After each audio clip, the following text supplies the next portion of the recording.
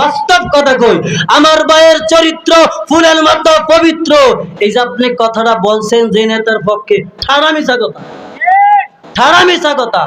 দুনিয়ার মধ্যে আমার নবী ছাড়া, নবীগণ ছাড়া, আরে আম্বিয়া ও মাসুমুন, প্রত্যেক নবীগণ নিষ্পাপ, ফুলের মতো, ফুলের মতো নিষ্পাপ, নিষ্পাপ। কিন্তু আপনি যেই নেতার পিছে ঘুরতেছেন, ওই নেতা চর্চা করে না, সুদ খায়, ঘুষ খায়, হারাম খায়, আর ওই নেতা নামাজ পড়ে না, রোজা রাখে না, যাকাত দেয় না।